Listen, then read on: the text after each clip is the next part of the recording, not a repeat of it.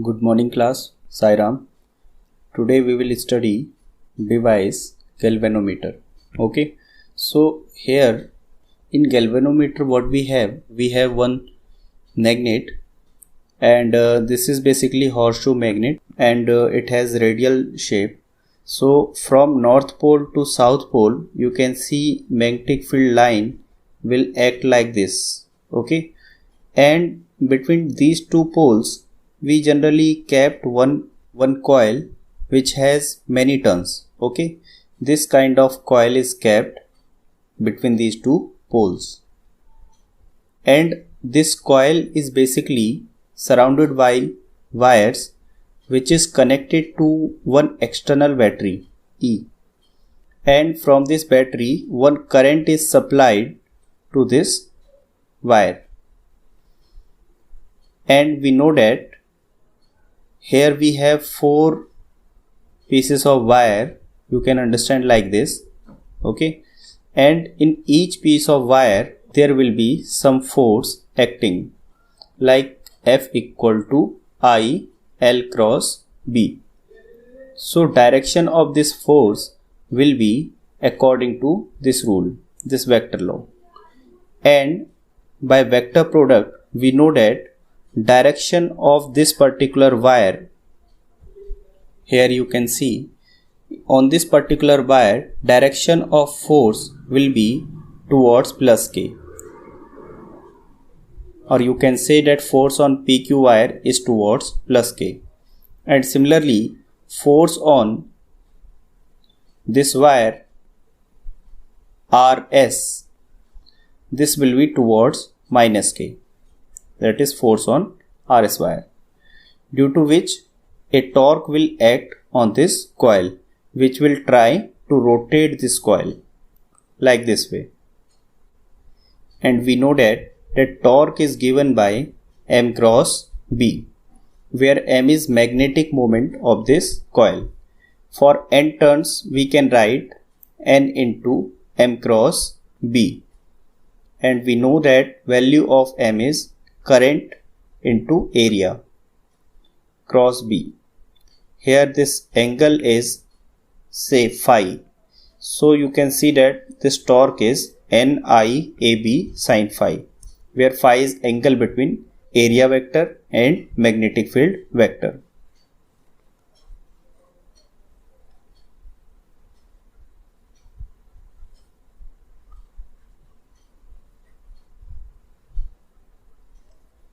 Now along with this coil we have one spring also, and when this coil will try to rotate like this, then this spring will try to stop this coil from rotating.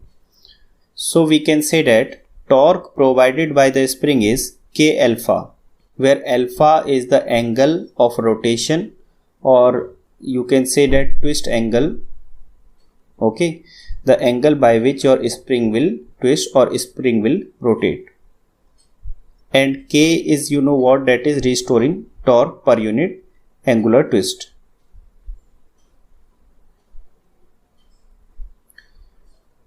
So you can see that this alpha is the angular twist in the wire. At equilibrium we know that both the torque will be equal because your coil will not rotate. So NIAB sin phi will be equal to K alpha. From here we can calculate our current, that will be K upon NAB sin phi into alpha. This factor sin phi can be eliminated by choosing radial magnetic field. So how is it possible? For that we have to make radial field. So at every time this angle sin phi will be equal to 90 degree and sin phi will give you value of 1 only. So we can say that our I will become K upon NAB sin phi, and that will be 1 into alpha. From here you can write I equal to G into alpha, where this G is called galvanometer constant because everything is constant over here. K is your spring constant, N is number of turns, A is area of the coil, and B is your magnetic field that will not vary with time. So each thing is constant over here.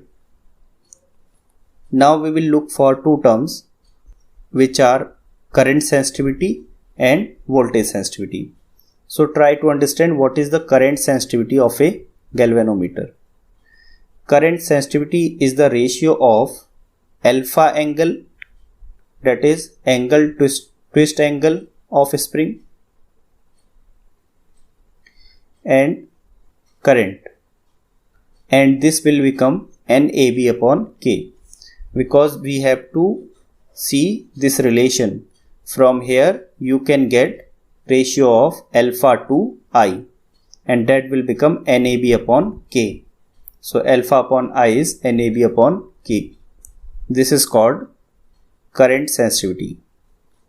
Next we have voltage sensitivity of galvanometer. What is it? It is the deflection of galvanometer per unit volt.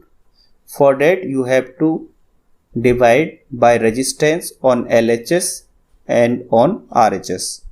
On LHS it will become alpha upon V, and on RHS it will be NAB upon KR. So this is the formula for voltage sensitivity. Next topic we have conversion of galvanometer to ammeter. So galvanometer can be converted into ammeter by joining a small resistance, that is called shunt resistance. For that you will have a galvanometer and you will connect one small resistance in galvanometer with parallel combination like this. Okay, so total amount of current that is coming from the circuit, a very small current from this I will go to the galvanometer and a large current will go to the shunt resistance because it is very small in value. Value of resistance is very small, that's why current will be maximum, and that current will be IS, that is total current minus galvanometer current. So from here we can say that this point, say this is point number 1 and this is point number 2. Voltage across the first point and second point will be same, and that voltage will be IR. I is current of galvanometer into G is resistance of galvanometer. Similarly, voltage drop across the shunt resistance will be current in the shunt into resistance, shunt resistance. From here you can calculate value of shunt resistance as that will be Ig into capital G upon I minus Ig. So this is the formula to calculate shunt value. Next topic we will have, that is conversion of galvanometer to voltmeter. For this what we will have a galvanometer and we will connect a very high resistance wire with galvanometer in series combination. Okay, and suppose this external resistance capital R is connected over here. Okay, so if some current I is coming from external circuit, then very lower amount of current will go to this part, which is our voltmeter. Why? Because here resistance is very high.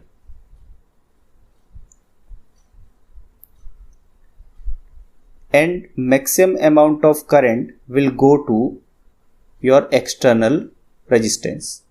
So voltage drop across that external resistance will be maximum, and that will be V equal to Ig into R effective, and R effective or R equivalent will be G plus R, because galvanometer resistance and external resistance both are in series, so they will be directly added.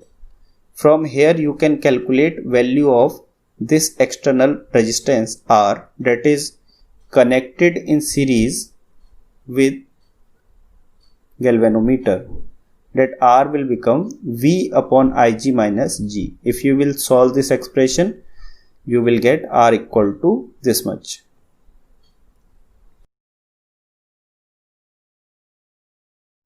Now at last we have to see what is the difference between ammeter and voltmeter. In ammeter we know that it is low resistance instrument, while voltmeter is very high resistance instrument. Your resistance of ammeter is Gs upon G plus S, while in voltmeter your effective resistance is G plus R. Why it is Gs plus G upon S? Because both are in parallel. Then we know that shunt resistance can be given by following formula. So this is the formula for shunt resistance.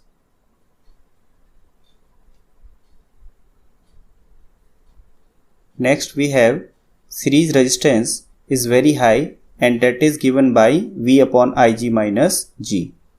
This formula we got just now, that is R equal to V upon Ig minus G. Okay. Then next difference we have point number 4. It is always connected in series, while your voltmeter is connected in parallel. In point number 5 we have resistance of an ideal ammeter should be 0, while resistance of an ideal voltmeter should be infinity. In point number 6 it is saying that total resistance should be less than galvanometer, because we know that both resistance are connected in parallel, and in parallel combination effective resistance is given by Gs upon G plus S, while S is very less, so overall this value will be lesser than G. And in voltmeter you know that both resistance are connected in series, so total will be greater than resistance of voltmeter. Okay. And last point is, it is not possible to decrease the range of the given ammeter, while in voltmeter we can decrease the value of range of the voltmeter. Why? Because we have connected that resistance in series. Okay. By changing the amount of current we can get different value of voltage drop. So this was the difference between ammeter and voltmeter. I hope it is clear to you.